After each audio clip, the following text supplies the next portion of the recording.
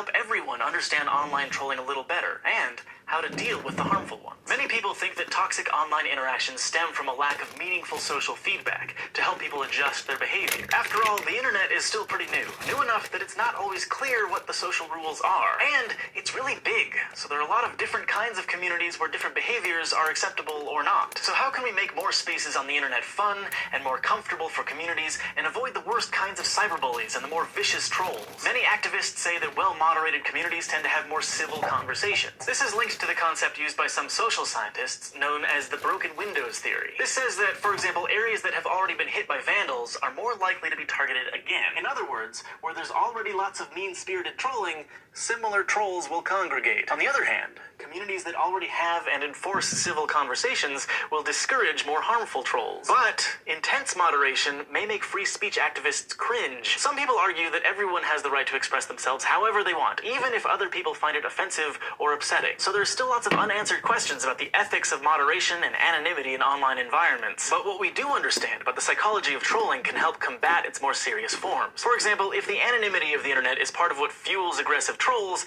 then one way to stop them is to undo the online disinhibition effect. If a victim manages to humanize themselves, then it might become harder for a troll to keep dissociating, and then they might realize they're doing real harm. Feminist activist and writer Lindy West was trolled repeatedly by a man who was imitating her deceased father on Twitter. She wrote a poignant piece about the experience, and to her surprise, the man behind the Twitter account reached out to directly apologize. In further conversation, he said that after he read her writing about the experience, he was actually able to recognize that she was a real, living human being who was receiving his insults and cruelty. So it's pretty clear that there are a lot of different flavors of trolling, and the mechanisms behind it can vary too. Some of it's pretty harmless, derailing conversations to get a laugh or mess with other players in a game, but some of it can turn into bullying and have serious consequences. Psychologists are trying to understand where this behavior comes from and how these interactions affect our minds. Hopefully, in the future we'll reach an equilibrium where people on the internet can feel free to express themselves anonymously without hurting others. And in the meantime, just remember,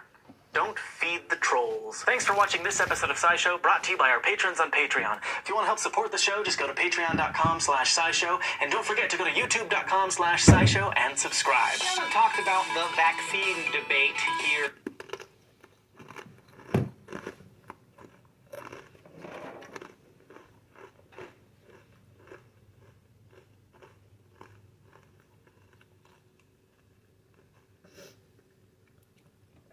Myself and Pet's fur babies, all animals, did not internet troll, are not internet trolling, were not internet trolling, did not internet trolling. Cyberbullying, cyber harassing, cyber stalking, we did not.